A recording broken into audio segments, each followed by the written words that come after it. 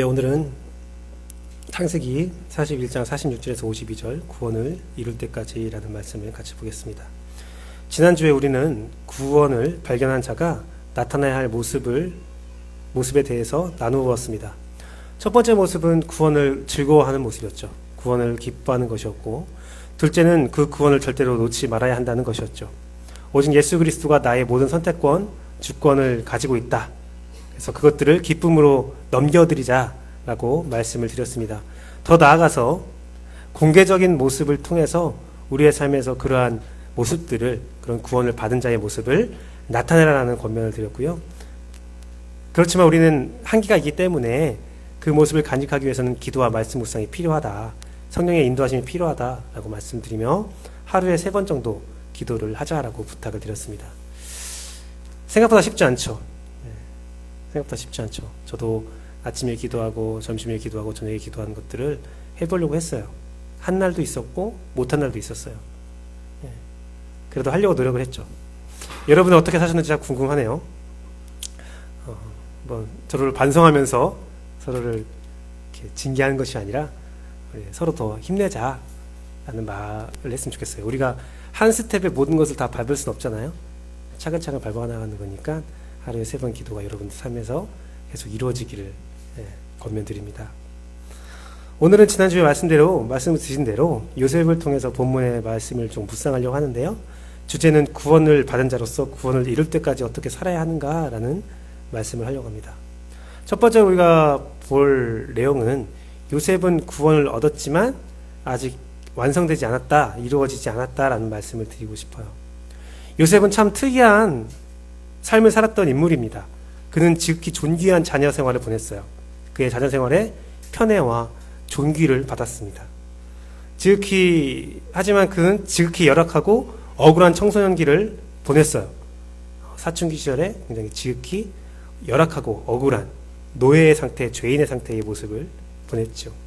하지만 그가 30이 됐을 때 지금은 아주 존귀한 고위 공직자가 되었죠. 고위 공직자가 되었어요. 총리가 되었어요. 세상에서 절대 얻을 수 없는 영광과 부와 명예를 얻게 되었습니다. 작은 족장의 아들에서 노예로, 또 죄인으로, 그리고 가장 강대한 국가의 가장 강맹한 총리가 된 사람이에요. 오늘 그가 총리가 될 때의 나이는 30세라고 기록되어 있죠. 30이라는 그 시간 동안에 모든 경험을 마쳤어요. 요셉. 그를 보면 우리는 고진감래다. 고생 끝에 낙이 있다. 열심히 성실히 사는 사람에게는 참 하나님께서 큰 열매를 허락하시는구나. 그런 말들을 떠올리게 됩니다. 기독연구원 느헤미야라는 그런 연구원이 있는데요. 거기에 김군주 교수님은 예언자의 선포는 심판과 회복이 중심이라고 말씀했었죠. 근데 요셉의 인생 가운데 그 심판과 회복이 다 나오고 있어요. 그 회복이 심판전과 비교할 수 없는 큰 영광이었다는 사실을 우리는 기억하고 있죠. 알고 있죠. 그 심판이 요셉의 잘못도 있었어요. 그가 고난받을 때, 노예나 죄인 상태에 이르렀을 때 그가 잘못한 것들을 우리들이 성경에서 찾아본 적이 있었어요. 하지만 대부분의 상황은 그의 잘못보다는 좀 더 억울한, 좀 더 과중한 그런 일을 당한 것은 우리는 알 수 있죠. 하지만 그의 모든 실패와 모든 아픔들이 회복되는 일이 있었죠. 오늘 본문이 회복이 되고 있죠. 요셉의 30년의 삶은 예언자의 말씀처럼 그리스도인의 삶을 함축적으로 보여주고 있다고 저는 생각합니다. 1차적으로 저와 여러분들이 요셉의 삶을 바라보면서 소망을 가지고 회복을 바라며 살기를 원해요. 그 사람이 살면서 많은 고난을 받고 자기 잘못이든 아니든 혹은 억울한 상황이든 여러 가지 아픈 상황들이 있었지만 하나님이 그것들을 다시 회복시키는구나. 그것과 아픔과 비교할 수 없는 영광을 허락하셨구나 라는 것을 바라보면서 그런 예언자적인 삶을 바라보면서 우리의 삶 가운데도 어려움이 있고 고통이 있고 환란이 있지만 언젠가는 우리가 분명 정말 비교할 수 없는 영광의 자리에 하나님께서 위치하게 하신다는 그 약속을 기억했으면 좋겠어요. 너희가 이 세상을 살고 있지만 너는 하나님의 자녀야. 너의 본질은 하나님의 자녀야. 내가 너를 하나님의 영광 가운데, 그 반영 가운데 이르게 할 거야 라는 그 약속을 믿고 그 길을 겸손한 마음으로 걸어가기를 원합니다. 아직 완성되지 않았지만 완성될 그 구원을 바라보면서 나아가기를 원해요. 물론 이 땅 가운데서 우리가 살아생전에 그런 영광을 얻을 수 있을지 얻을 수 없을지는 아무도 모릅니다. 하지만 최대한이죠. 최대한 우리는 죽음 이후에 영원한 삶이 허락되어 있다는 사실을 믿었으면 좋겠어요. 그 구원의 영광을 소유하는 여러분, 그리고 그 구원의 영광에 걸맞는 삶을 살아가는, 맞는 삶을 살아가는 여러분 되기를 소망합니다. 그런데요, 오늘 본문을 다시 한번 살펴보세요. 현재 요셉의 상황을 자세히 보십시오.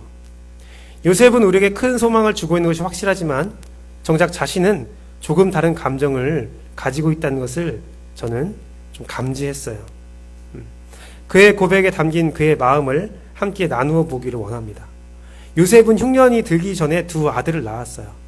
총리가 되었고 제사장의 사위가 되었고 종교 정치의 모든 것의 중심에 자기가 서 있고 또한 두 아들까지 얻었습니다. 세상에 모자랄 것이 없었죠. 세상에 부족한 것이 없었습니다. 표면적으로는 매우 행복하고 부족함 없는 모습을 보이죠. 그의 고백도 그렇습니다. 첫째 아들은 므낫세, 잊어버리다, 그 뜻인데요. 하나님이 나로 고난과 나의 아비의 온 집안의 일을 잃어버리겠다라는 고백을 합니다. 나의 과거는 잊혀졌어 라고 말하는 거죠. 에브라임은 하나님의 창성이라는 뜻인데요. 하나님이 나로 나의 온 수고한 땅에서 번성케 했다, 창성케 했다 라고 고백을 하죠. 그 두 고백, 잊음과 창성을 통해 요셉이 지금 매우 만족한 가운데 있다는 것을 알 수 있어요. 하지만 지금 그가 느끼는 만족은 하나님이 장차 주어지는 충만함보다 더 낮은 단계였어요. 제가 말한 게 무엇이냐면 우리는 살다 보면서 이렇게 할 수가 있어요. 그래, 이 정도면 됐어. 그래, 이 정도면 됐어.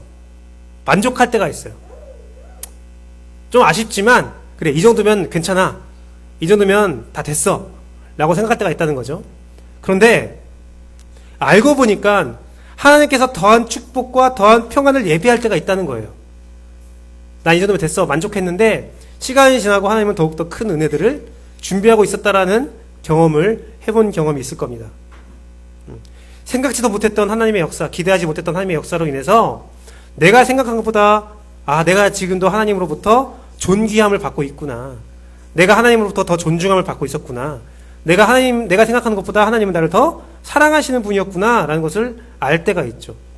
하나님께서 이런 부분까지 나를 배려했단 말이야. 내가 잊었고 내가 만족했지만 하나님이 이러한 부분까지 나를 생각했고 나에게 이러한 일들을 역사하신단 말이야 하면서 감동이 몰려올 때가 있어요. 하나님은 요셉의 삶에 그것들을 준비하고 계셨습니다. 그렇습니다. 우리의 삶의 진정한 구원은 당연히 목숨이 끝난 뒤에 하나님 나라에서 이루어지는 하나님의 자녀로서의 영광스럽고 영원한 삶이지요. 무엇과도 바꿀 수 없고 비교할 수 없는 큰 복이지요.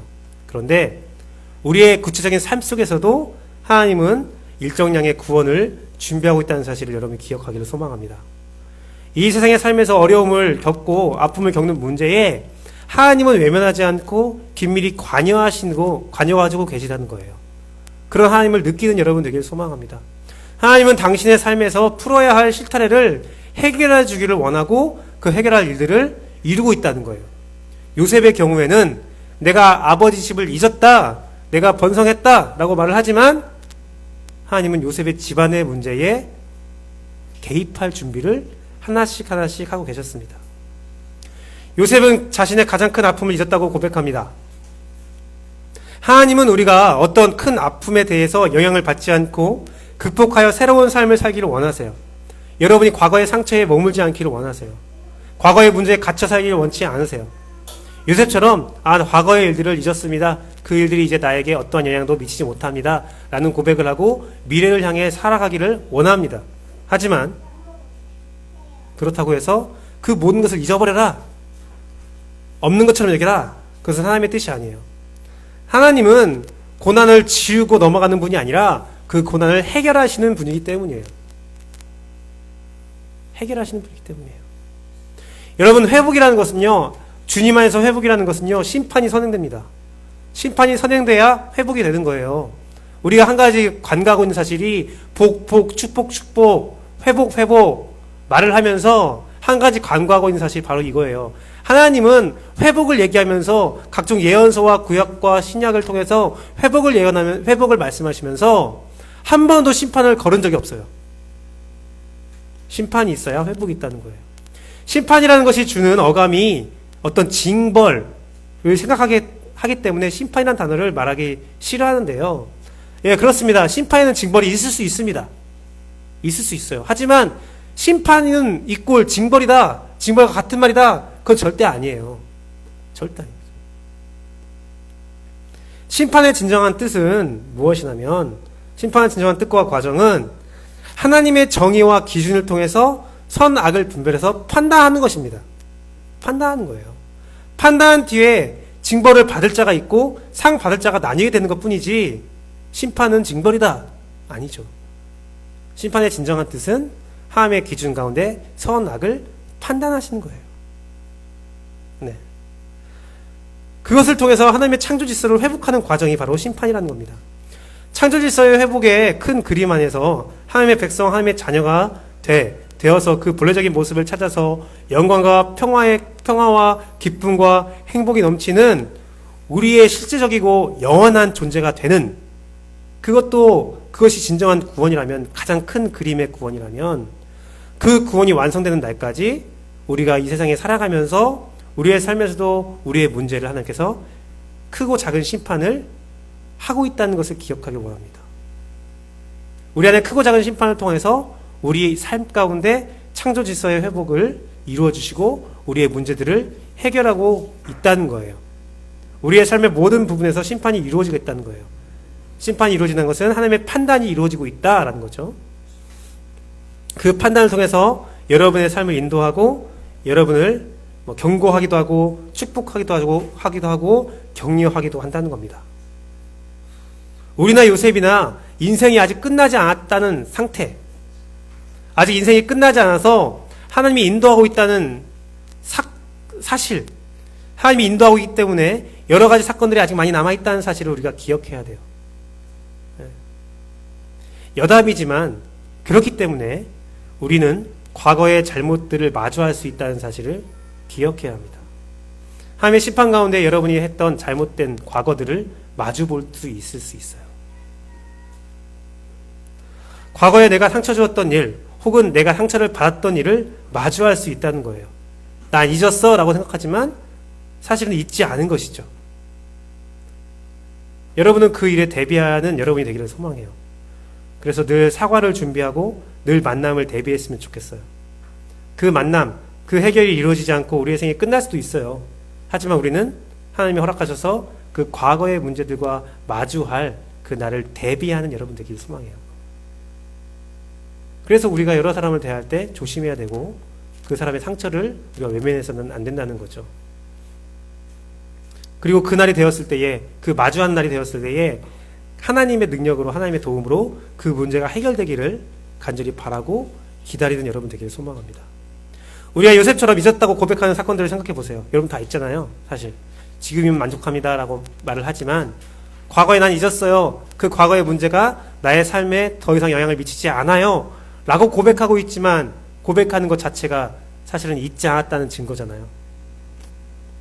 요셉이 아비의 집을 다 잊었습니다 라고 말하지만 그것은 분명히 아비의 집에 있었던 일을 기억하고 있습니다 라는 말의 반전이라는 거죠.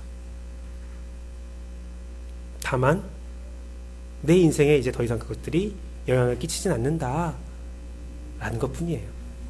하나님은 그 요셉의 과거의 그 문제를 마주하게 하고 그것을 해결하시는 하나님이라는 것을 여러분이 알고 있습니다. 그래서 다음 주부터 그 문제를 어떻게 해결하든지, 요셉의 가정을 어떻게 만나게 하고 그 안에서 어떻게 하나님께서 치유하고 그 안에 삶의 구원을 이루시는지, 그 문제에 대한 구원을 이루시는지를 우리가 살펴볼 거예요. 여러분, 저는 참 많은 문제를 가진 사람이에요. 제가 과거를 돌아보면 많은 잘못을 저질렀어요. 저의 성정과 언행으로 인해서 많은 사람에게 상처를 줬어요. 그래서 저는 참 많은 사과를 준비하는데, 그 사과를 다 준비해도 내가 모르는 문제에 마주칠 때가 있더라고요. 요번 주도 한 2번 정도 사람을 만났는데 만나는 족족 문제들이 발견됐어요. 제가 사과를 했어요. 그런 문제를 만날 때마다 충격이 있어요. 가슴이 아파요. 내가 그랬단 말이야? 나의 그런 행동이 이 사람에게 이런 상처를 줬단 말이야? 그리고 그 상처를 받은 사람이 이해 안 될 수도 있어요. 이게 무슨 상처가 돼? 그럴 수도 있어요. 하지만 늘 준비하고 있어요. 늘 준비하고 있어요. 여러분도 그랬으면 좋겠어요. 네. 재밌는 것은 그 문제가 도출되고 그 문제들이 해결되는 과정은 고통이 있고 아픔이 있지만 자존심도 상하고 내가 어떻게 해야 돼? 라는 생각도 들고 변명도 하고 싶지만 그 문제를 사과로서 용서를 빌고 하나님 앞에서 회개하고 사람 앞에서 회개할 때 그 해방감이 있어요. 자유함을 느끼게 돼요. 물론 해결되었음에도 서먹한 관계가 회복되지 못하는 경우도 있습니다. 서로 더 서먹할 수도 있어요. 하지만 대부분은 자유함을 얻게 되죠. 그 순간 이렇게 느껴집니다. 몰랐으면 더 좋았겠다 여겨지는 순간도 있지만 대부분은 잊고 묻는다고 문제가 해결되는 것이 아니었구나. 나는 잊고 나 묻었지만 그 문제가 완전히 해결된 건 아니었구나.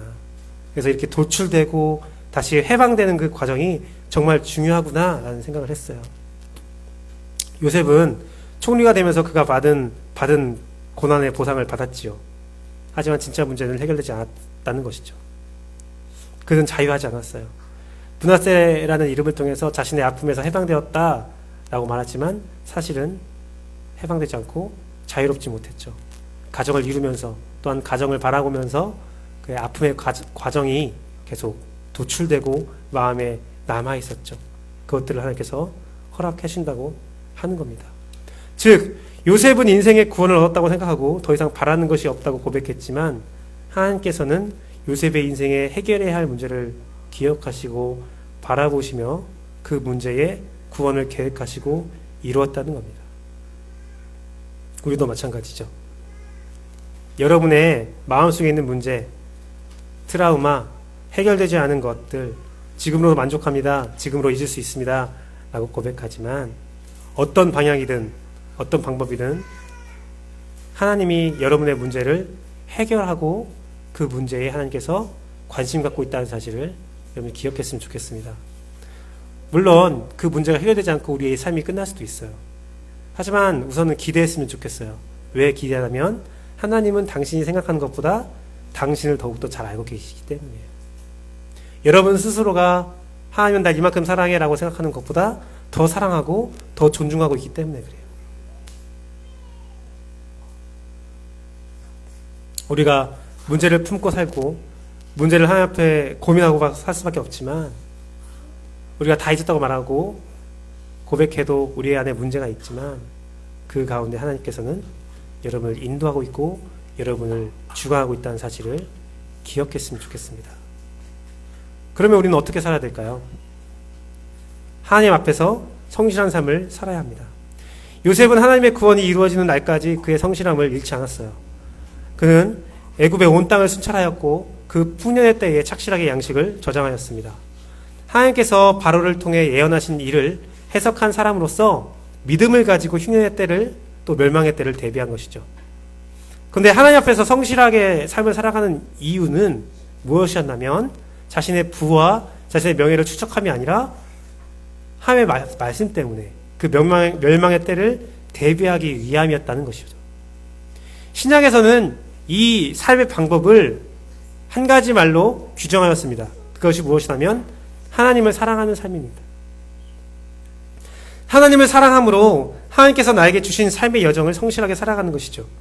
멸망의 때를 대비하여 하나님의 뜻에 맞게 나의 삶의 방향을 정하고 맡겨진 일을 성실하게 수행하는 것, 하나님이 나에게 주신 그 삶을 성실하게 살아가는 것, 그것이 바로 하나님을 사랑하는 삶이라는 거예요. 그런데요, 이것으로 삶이 끝나지 않아요. 요셉은요, 하나님 앞에서 성실하게 살았지만 또한 사람들 앞에서 창고를 여는 삶을 살았어요. 바로 사람들 앞에서 창고를 여는 삶이라는 거죠. 요셉이 멸망의 때를 대비한 삶, 그 삶의 이유는 다음과 같아요.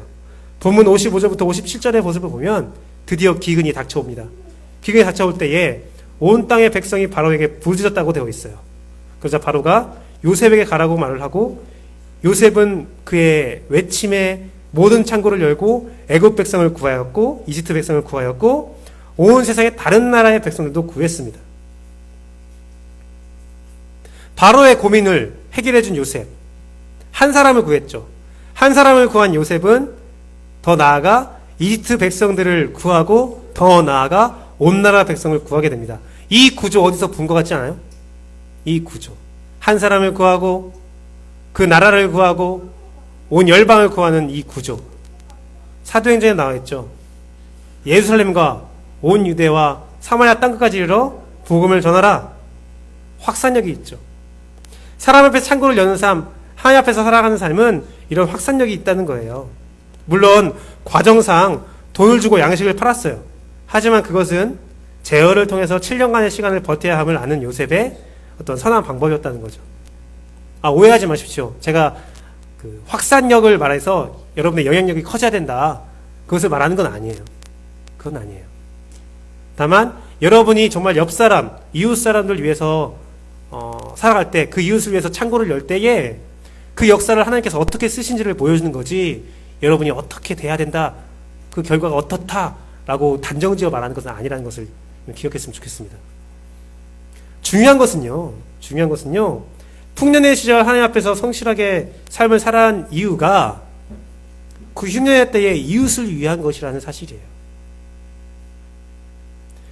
기독교인의 소망, 기독교인의 성실, 그것은 자신의 삶을 영위하는 것이 아니에요. 이웃과 함께 윤택하기 위함이에요. 이웃과 함께 살아가기 위함이에요. 우리들은 사람들 앞에서 내 창고를 열어줄 수 있는 존재가 되어야 돼요.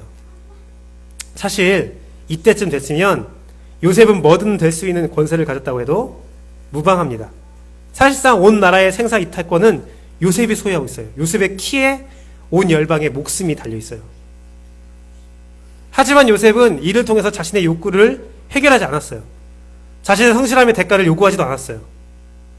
정확히 하나님이 시키는 대로, 하나님이 원하시는 대로 이웃사랑의 일을 행하는 요셉의 모습을 봐야 된다는 겁니다. 요셉에게 고생 끝에 편안한 삶의 혜택이 왔을 때 그는 개인적인 삶, 개인적인 이익이 아니라 공의와 정의, 하나님의 뜻을 선택했다는 겁니다. 요셉은요, 하나님 앞에서 다른 이익을 취하거나 혹은 자신이 가진 권력을 가지고 복수하려 하지 않았어요. 이것이 얼마나 우리와 다른 모습입니까? 전 이 말씀 보면서 참 우리와 많이 다르다라는 생각을 했어요. 사실 이 모습은, 요셉의 모습은 우리의 성실함의 모습이 하나님 앞에서 행위인지 인간적 행위인지 판별해주는 기준을 보여주고 있는 겁니다. 우리의 성실의 결과가 이웃을 사랑함이 아니라 나의 성실의 대가를 위한 거라면 지극히 인간적인 행위인 거예요. 그건 하나님의 앞에서 성실했다라고 말할 수 없는 거예요.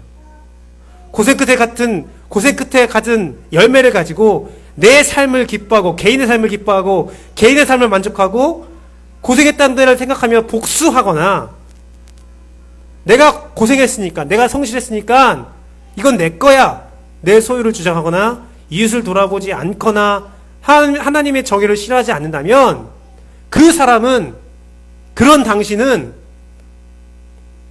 하나님 앞에서 성실한 사람은 아니에요. 단지 내 욕심 앞에서, 내 욕정 앞에서 성실한 거죠. 오늘날 기독교는 내 욕심, 내 욕정의 성실을 하나님의 성실로 바꿔놨어요. 그러면 안 된다는 거예요. 우리가 하나님 앞에서 성실한 이유는 이웃에게 창고를 열기 위한 거예요. 우리는요, 아주 쉽게 내 성실에 대한 이익을 배분하고 혜택을 계산하고 나 힘들게 했던 사람들에게 복수해요. 하지만 하나님께서 원하신 것은 그 성실의 배분과 계산이 아니라 창고를 열어 이웃을 돕는 일이에요. 내 물질, 내 재능, 내 은사, 나 공부 열심히 했어, 내가 돈 많이 투자해서 이만큼 공부했어, 그러니 이 공부에 대한 대가를 받아야 돼. 그 모든 것, 오랜 시간 동안 하나님 앞에서 성실함으로 얻어진 여러분의 최고의 것들, 최고의 가치들, 창고에 모아놓은 것들, 그것은 그 창고를 열어서 이웃을 돕고 이웃을 살리기 위한 일이라는 거예요. 지금도 이 나라 이 땅에는 여러분의 주변에는 여러분의 창고에 축적된 것들을 필요로 하는 사람들이 많이 있다는 사실을 기억하십시오. 우리의 도움이 필요한 사람이 많이 있어요. 그들을 사랑하는 마음으로 여러분의 창고를 여는 우리가 되기를 원합니다. 이웃을 사랑하고 용서하고 도울 수 있는 여러분 되길 소망합니다. 내 창고 안에 있는 것들을 아까워하지 않고 내 가까운 자를 먼저 돕기 원합니다. 내 가까운 자를 도울 때 여러분의 도움은 온 나라와 열방을 돕는 일로 하나님께서 사용하실 거라고 저는 믿습니다. 그러기 위해서 창고에 관한 예수 그리스도의 비유를 하나 기억하길 원해요. 누가복음 12장 16절에서 21절 말씀인데요. 제가 읽어드릴게요. 또 비유로 저에게 일러 가라사대 한 부자가 그 밭에 소출이 풍성하며 심중에 생각하여 가로되 내가 곡식 쌓아둘 곳이 없으니 어찌하였고 하고 또 가로되 내가 이렇게 하리라. 내 곡간을 헐고 더 크게 짓고 내 모든 곡식과 물건을 거기 쌓아두리라. 또 내가 내 영혼에게 이르되 영혼아 여러 해 쓸 물건을 많이 쌓아두었으니 평안히 쉬고 먹고 마시고 즐거워하자 하리라 하되 하나님은 이르시되 어리석은 자야 오늘 밤에 내 영혼을 도로 찾으리니 그러면 내 예비한 것이 네 것이 되겠느냐 하셨으니 자기를 위하여 재물을 쌓아두고 하나님께 대하여 부요치 못한 자가 이와 같으니라. 이번 주에 많은 전도사님과 또 통화를 했어요. 이상하게 통화가 많이 됐어요. 통화되면서 제가 마음속에 품고 있었던 30배, 60배, 100배의 결실에 대한 교회 행정론에 대해서 나눈 기억이 있었어요. 여러분들에게 말한 적은 없었는데요. 서진 목사한테는 한번 말한 적이 있었는데 교인이 30명이면 그들의 11조로 인해서 교회가 자립이 됩니다. 사실요. 제가 2년 한 몇 개월 동안 교회를 운영해 본 결과 그렇습니다. 단 목사 사례비가 150에서 200을 넘으면 안 돼요. 넘으면 안 되는데 사역 참여도 더 들 수 있어요. 30명 교인이면 어린 아이 사역부를 위해서 한 60만 원 정도 파트 사역자를 들 수 있어요. 그 정도 재정이 나와요. 30명이면 자립이 돼요. 그 30 아래면 자립이 안 되죠. 굉장히 힘들어지죠. 목사가 일을 해야죠. 저처럼. 근데 60명 되면 지역사회를 도울 수 있는 일이 가능해요. 사실 30으로 자립하고 나머지 거로 지역사회를 도울 수 있는 일이 이루어져요. 100명이 되면 그 일을 계속 유지하면서 어떤 일이 가능하면 30명이 필요하다고 했잖아요. 자립에. 그 비용을 떼어서 원하는 지역에 교회를 운영할 수 있어요. 목사님을 놓고 물론 그때는 파트 사역자는 둘 수 없겠지만 두고 뭐 임대료 목사님 사례비까지 감당할 수 있어요. 100명이 되면. 사실 그래요. 수적으로 그래요. 수적으로. 제가 그걸 알고 깜짝 놀랐어요. 아니 그러면 우리나라의 교회 환경은 사실은 이거 다 이루어질 수 있는 환경이다. 대형교회 성도수를 봤을 때 이루어질 수 있다. 그 말을 서진 목사님과 나누고 한 가지 큰 결론에 이르렀어요. 안 된다. 왜 안 되냐? 저는 간과했던 거예요. 마르크스주의처럼 말을 했던 거예요. 마르크스 사회주의가 왜 실패했냐면 그 안에 있는 인간의 욕심을 계산하지 않았거든요. 예, 제가 그 인간의 욕심을 계산하지 않았더라고요. 30, 60, 100명의 성도가 됐을 때 그 성도들이 원하는 원하는 것들 또한 그 지도자의 생기는 어떤 욕심들을 간과하고 계산적인 수치만 했더라고요. 제가 공대라서 공대 출신이라 그런 걸 몰라도 그것들을 어떤 전도사님과 나눌 시간이 됐어요. 한 2명의 전도사가 나왔는데 둘 다 동의하는 거예요. 아 좋다. 하지만 그 뒤에 하지만 단점이 있다. 욕심을 계산하지 않았다. 그러니까 맞다 하더라고요. 다 똑같더라고요. 그 중에 한 분은 되게 큰 우리나라에서 내노라하는 대형 교회에 있던 분이었어요. 그래서 그 말 하더라고요. 아 목사님 대형 교회의 어두운 면을 확인하셨군요 라고 하더라고요. 여러분 제가 이 말을 드리는 이유가 무엇입니까? 창고의 비유 이 말을 기억하십시오. 이것은 물질만을 말하는 것이 아니죠. 여러분의 모든 소유에 대한 창고에 쌓은 것에 대한 경고임을 기억해야 돼요. 오늘날 우리 기독교가 창고에 국간을 계속 늘리고 있다고요. 하나님께서 축복을 주시고 많은 성도들을 보내주고 많은 물질들이 모이게 한 곳에는 그만한 이유가 있는데 그것을 고민하는 가운데 어떻게 합니까? 국간을 하고 더 크게 지면 되지. 하나님은 그렇게 말하고 있다는 거예요. 어리석은 놈들아. 어리석은 놈들아. 하나님이 요셉의 일생을 통해서 우리에게 보여줬던 마지막 사건이 있습니다. 그것은 무엇입니까? 요셉을 진정한 구원으로 인도하는 형제와의 화목이었죠. 어제 제가 어떤 강의를 들으면서 그런 말이 있었어요. 족장 시대의 기록에 특징이 있는데 아브라함부터 야곱에 이르기까지 한 번도 가정이 편안한 적이 없었다. 가정이 편안한 적이 없었대요. 편애로 인해서 계속 가정이 싸웠대요. 그 자녀들이 싸웠대요. 질투했대요. 그런데 요셉의 때에 이르러서 어떤 일이 벌어집니까? 가정이 편안해져요. 아브라함도 해결하지 못했던, 이삭도 해결하지 못했던, 야곱도 해결하지 못했던 그 가정의 분열이 요셉 사건을 통해서 해결돼요. 형제들의 화목, 그 과거의 정확한 심판을 통한 구원, 그리 요셉의 사건을 통해서 이루어지거든요. 여러분, 이 구원을 놓고 이 구원을 준비하면서 오늘 본문이 있는 거예요. 오늘 본문.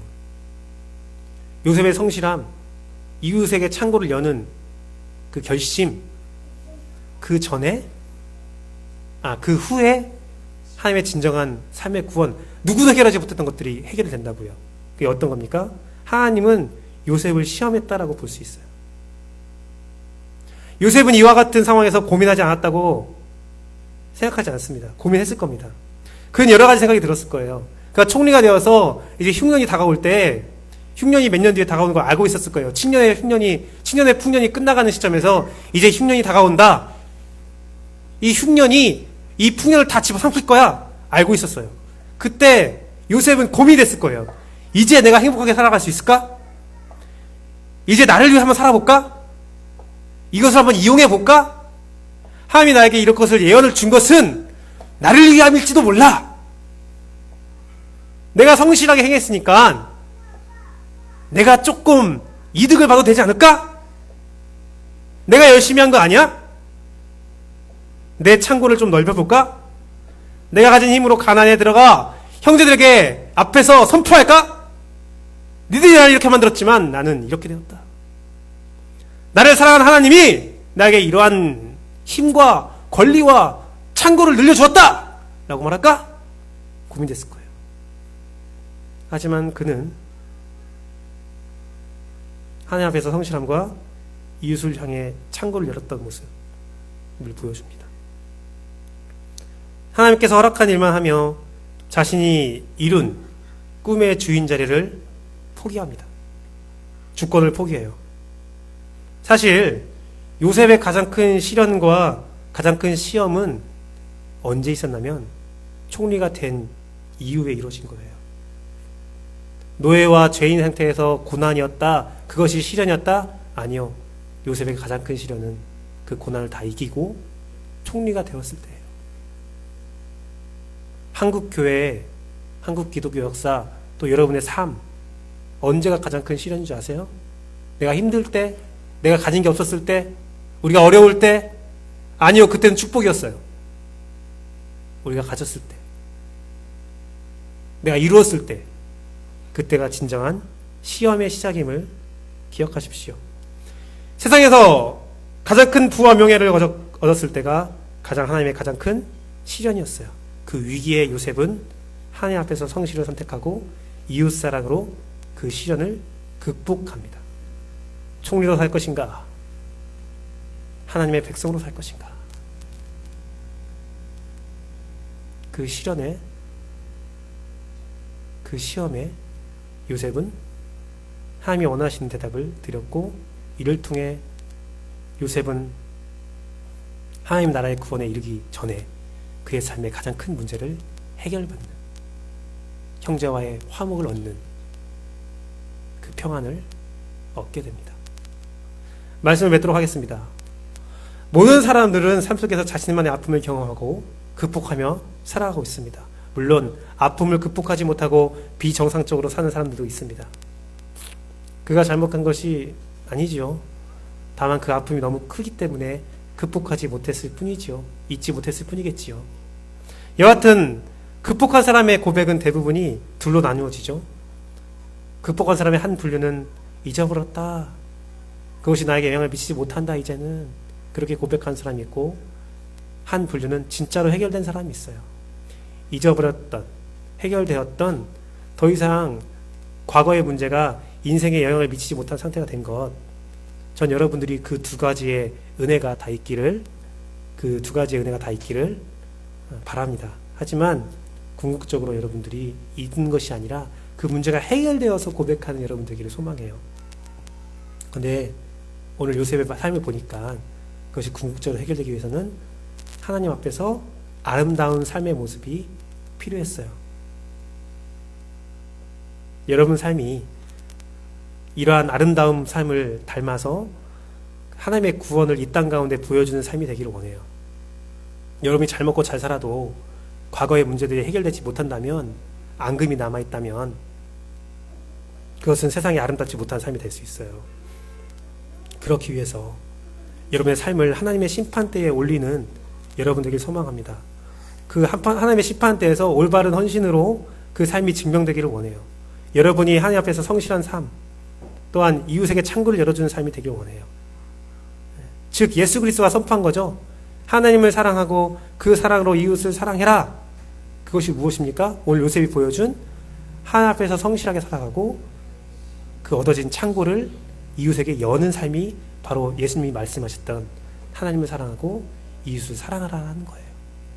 네 성실에 대한 대가를 바라지 말라는 거예요. 너의 성실의 대가는 이웃을 위함이다라는 것이 예수 그리스도의 진리, 새 계명이라는 거예요. 새 계명이 아니었죠. 원래부터 있었던 계명이었죠. 하지만 하도 안 하니까, 계명을 다른 걸로 막 주장하니까 새 계명이 된 거죠. 오늘날 신약 시대에 살면서 우리가 새 계명을 또 받아야 돼요. 하도 안 하니까. 제발 하나님을 사랑하고 그 사랑으로 이웃을 사랑해라. 이것이 우리의 삶에 하나님의 창조 질서가 회복되는 삶입니다. 이 삶을 위해 우리의 욕심을 하나님의 제단 위에 올리고 해결받기를 소망합니다.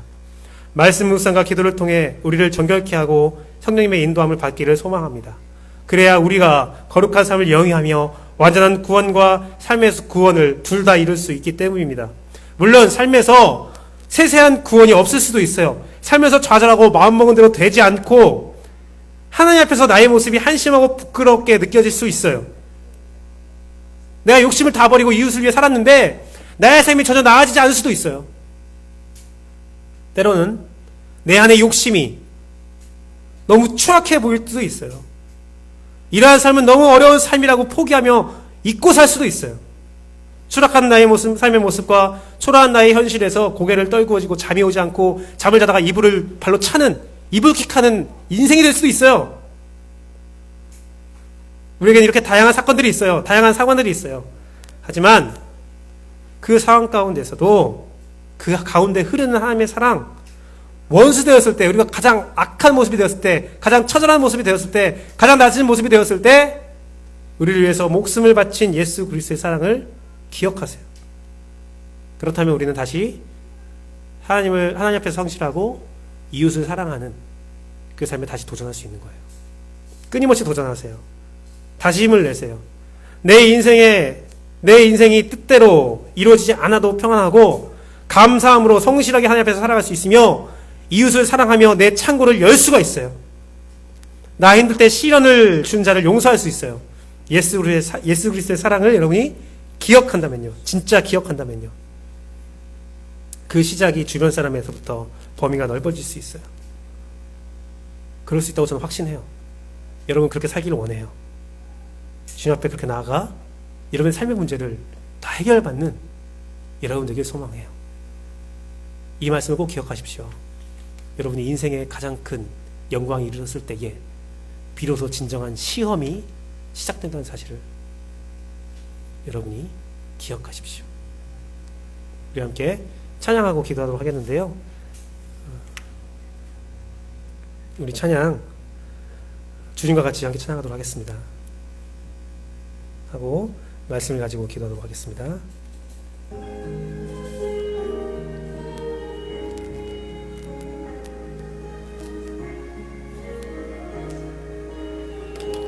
주님과 같이 주님과 같이 내 마음 만지는 분은 없네. 오랜 세월 찾아 난 알았네. 내겐 주밖에 없네. 주 자비 강같이 흐르고 주 손길 치료하네. 고통받는 자녀 품으시니